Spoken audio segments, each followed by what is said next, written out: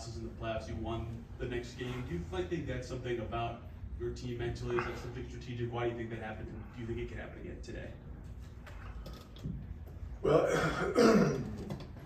if we can keep them under 100 shots, we'll have a better chance. We've gotten 40 less shots, I think, in 3 games, and so we got to do a better job with coming up with possessions. And it's not all rebounds; some of it's loose balls, those kinds of things. But it's an area where we certainly got to make improvement, and if we can do that, it'll certainly help. I guess on that note, what's standing out to you from a turnover perspective? It's obviously been higher this series than you guys are used to. That's one of your strengths all year is not turning over. Yeah, we've had some uncharacteristic miscues. The pressure's had something to do with it, certainly in a lot of instances.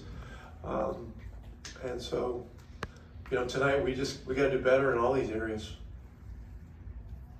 Rick, as somebody who's been doing this for a long time, why do you think there is so little carryover from one playoff game to the next one? Like they're completely different games. Yeah, it's good. It's a good question. It's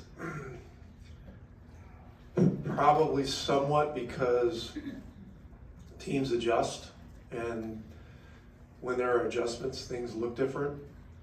And an emphasis toward taking away one strength goes to maybe something else.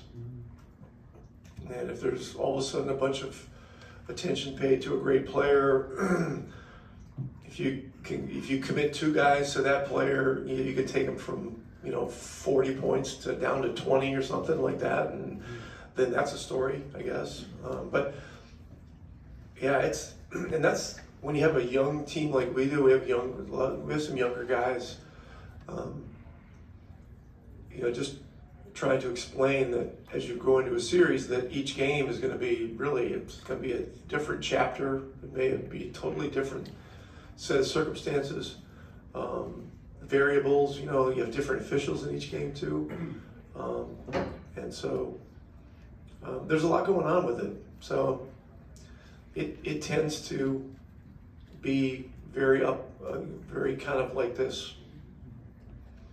Donovan is averaging over 40 points per game this series. What can you do to slow him down? Hope he misses. That's one thing.